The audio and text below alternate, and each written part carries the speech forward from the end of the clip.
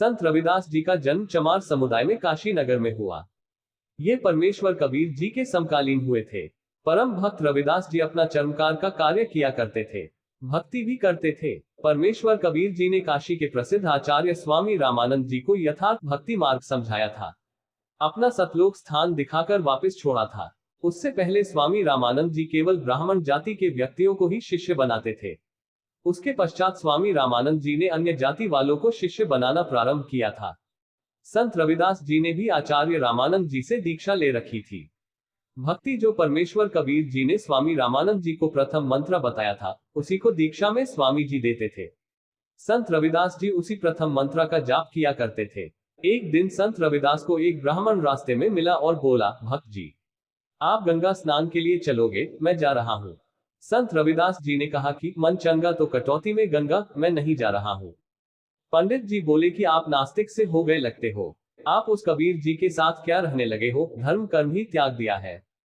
कुछ दान करना हो तो मुझे दे दो, मैं गंगा मैया को दे आऊंगा। रविदास जी ने जेब से एक कौड़ी निकालकर ब्राह्मण जी को दी तथा कहा कि हे विप्र, गंगा जी से मेरी यह कौड़ी देना। एक बात सुन ले, यदि गंगा जी हाथ में कौड़ी ले तो देना, अन्यथा वापस ले आना।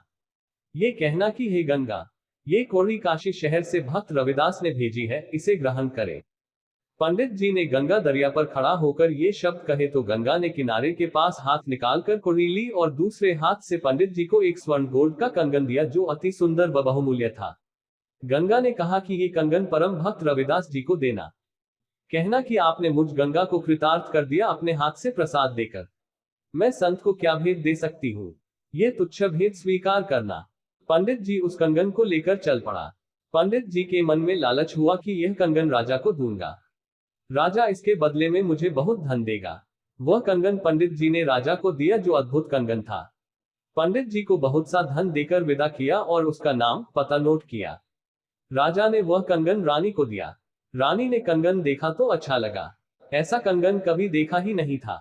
रानी ने कहा कि एक कंगन ऐसा ही और चाहिए, जोड़ा होना चाहिए। राजा ने उसी पंडित को बुलाया और कहा कि जैसा कंगन पहले लाया था वैसा ही एक और ला कर दे, जो धन कहेगा वही दूंगा, यदि नहीं लाया तो सपरिवार मौत के घाट उतारा जाएगा। उस धोखेबाज 420 के सामने पहाड़ जैसी समस्या खड़ी हो गई। सब सुनारों श्राफों के पास फिरकर अंत में परम भक्त रविदास जी के पास आया, अपनी गलती स्वीकार की। सर्व घटना गंगा को कौड़ी देना, बदले में कंगन लेना, उस कंगन को भक्त रविदास जी को न देकर मुसीबत मोल लेना। पंडित जी ने गिड़गिड़ाकर रविदास जी से अपने परिवार के जीवन की भिक्षा मांगी। रविदास जी ने कहा कि पंडित जी, आप क्षमा के योग्य नहीं हैं, परंतु परिवार पर आपत्ति आई है, इसलिए आपकी सहायता करता हूँ। आप इस पानी कठौती मिट्टी का बड़ा टब जिसमें चमड़ा भिगोया जाता था में हाथ डाल और गंगा से यह कह कि भक्त रविदास जी की प्रार्थना है कि आप कठौती में आए और एक कंगन वैसा ही दे। ऐसा कहकर पंडित जी ने, जो रविदास के चमार होने के कारण 5 फुट दूर से बातें करता था, अब उस चाम भिगोने वाले कुंड टब में हाथ देकर देखा तो हाथ में 4 कंगन वैसे ही आए।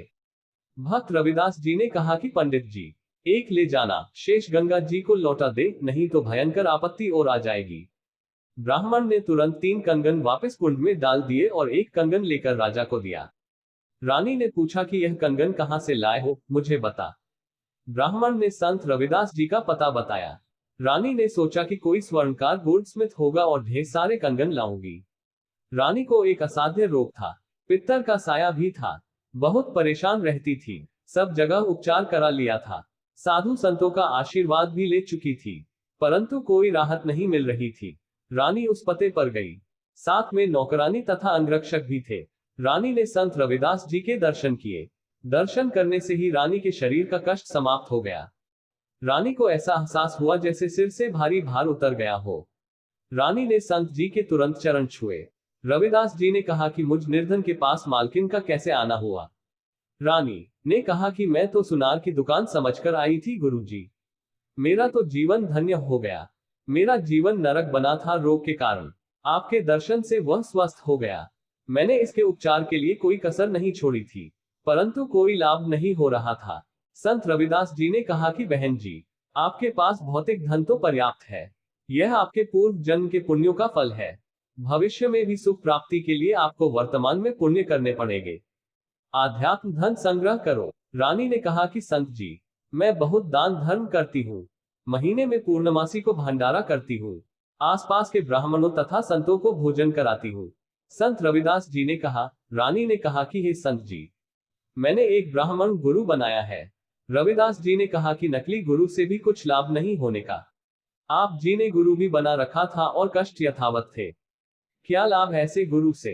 रानी ने कहा कि आप सत्य कहते हैं, आप मुझे शिष्या बना लो। रविदास जी ने रानी को प्रथम मंत्र दिया। रानी ने कहा कि गुरु जी, आपकी पूर्णमासी को आपके नाम से भोजन भंडारा लंगर करूंगी। आप जी मेरे घर पर आना। निश्चित तिथि को रविदास जी राजा के घर पहुंचे। पूर्व में आमंत्रित 700 ब्राह्मण भी भोजन भंडारे में पहुंचे। भंडारा शुरू हुआ। रानी ने अपने गुरु रविदास जी को अच्छे आसन पर बैठा रखा था। उसके साथ 700 ब्राह्मणों को भोजन के लिए पंक्ति में बैठने के लिए निवेदन किया। ब्राह्मण कई पंक्तियों में बैठे थे। भोजन सामने रख दिया गया था। उसी समय ब्राह्मणों ने देखा कि रविदास जी अछूत जाति वाले साथ में बैठे हैं। सब अपने अपने स्थान पर खड़े हो गए और कहने लगे कि हम भोजन नहीं करेंगे। यह अछूत रविदास जो बैठा है, इसे दूर करो। रानी ने कहा कि यह मेरे गुरुजी हैं, ये दूर नहीं होंगे। संत रविदास जी ने रानी से कहा कि बेटी, आप मेरी बात मानो, मैं दूर बैठता हूँ। रविदास जी उठकर ब्राह्मणों ने जहां जूती निकाल रखी थी, उनके पीछे बैठ गए।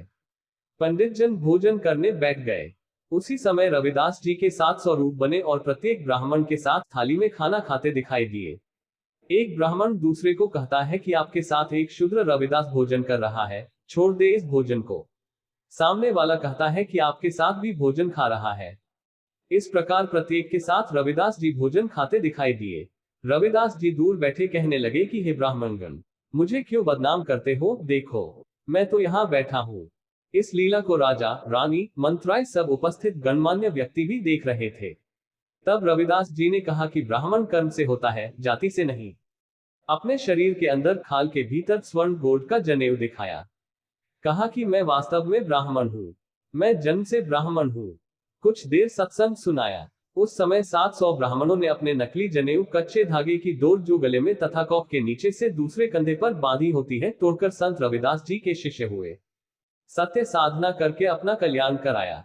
700 ब्राह्मणों के जनेऊओं के सूत का 1.25 ग्राम भार तोला गया था।